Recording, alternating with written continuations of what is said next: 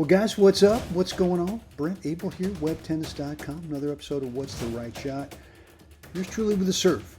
And look, there's two things we're going to work on today. Number one is going to be taking advantage of unintended opportunities. So, number one, this is just a standard kind of fall away forehand, right? And just trying to throw it back into the court, but feeling right about here going, this feels pretty solid.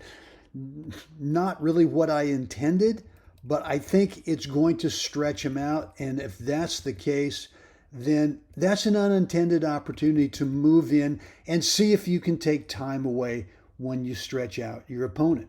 Look, I can't emphasize this enough. There are so many opportunities that we create that we don't intend to, that you've just got to be aware of them, right? You've got to be aware that in this one here, you're just throwing it back in, right? It's just it's like in hockey. You're just throwing it into the corner and seeing what you get, right? And in this one here, it's an unintended opportunity. I know, repeating myself, but it is so important that you are aware of these situations that you create. And too often what happens is I see players stretch that guy over there, stretch that guy out over there, and just stand here and just see what they do with it, as opposed to, look, I mean, could this guy go up the line, with a passing shot? Yeah, of course. Could he play a really sharp angle cross court? Probably, but I don't know. I don't really think so. I'm going to take that chance. And over the course of the match, if he knows that I'm the kind of player that is looking for unintended opportunities to take time away, well, let's say this is middle of the second set, and now he knows that he better come up with something good. Even though he's looking at the ball, he's assuming I'm coming in, and lots of times, what are you going to get? You're going to get an forced error where they miss this shot thinking they got to do something pretty good with it. Okay, blah, blah, blah. All right, that's thing one. Thing number two is, what's the right shot here, right? Do you want to take this as an approach shot up the line? I think a couple of What's the Right Shot episodes ago, we played a drop shot, right? Even though it was a forehand, we played a drop shot thinking, what's the longest distance I can make this opponent run, in terms of, even if you lose the point, you're still going to burn some precious fuel out of that fuel tank over there.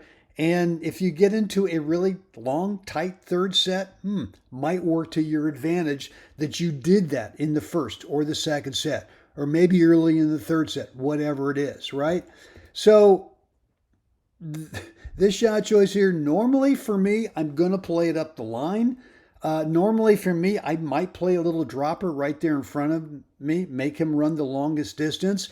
But from time to time, I know that's what he's thinking. So from time to time, I'm going to play kind of a high risk, low percentage cross court shot here. And what's the risk? Well, the risk is, as you can see, if the guy's there, you got a problem. So as you play this shot, you got to make sure that you are thinking that if the guy guesses that you go cross court, that you can put the brakes on right here and just really move your fanny on over there. And look, yeah, could he go up the line with the winner? He could, but maybe you've got him stretched out again, right? And now you're on top of this thing. And what's the obvious shot choice here? Well, it's just a little open court. Let's get around the corner of the ball in terms of that racket head, so you naturally are taking it cross court. And let's do thing number 78 here, which is to make sure you don't sneak a peek. You got a wide open court. How many times do we have this wide open court? And right about here, we start looking. We pull our head, we start looking cross court to see the winner, to see the great shot we've just hit, and we chunk it. We miss it. You've got to artificially keep those eyes at that contact point longer, so that you make sure that the last part of this incoming ball right about here is you're not sneaking a peek at the shot. And look, we've all done this, right? I've done it enough in the past to know that I don't ever want to do it again. So I like to go and just really do the Roger Federer thing on it. Keep the eyes there, and there you have it. Guys, what's on your mind from today's point? There's several things, and maybe there's something that you're working on with your game that you want to get figured out. Could be the serve, could be that forehand, could be that chip back cross court, could be the forehand volley. Maybe there's something you work on that you've got. I always think that players have got 80% of the technique pretty well nailed. It's that last 20% of a problem shot that they don't have nailed, and I want to help you get there. The way we can do that, there's a link down below in the description area. I want you to click it, and you can schedule a free 15-minute call with me. Just cherry pick a date and time that works best for you. It's my online calendar, and we'll get together. And I'm going to ask you some probing questions. I'm going to say, what are you working on? What have you tried? What's worked? What hasn't worked?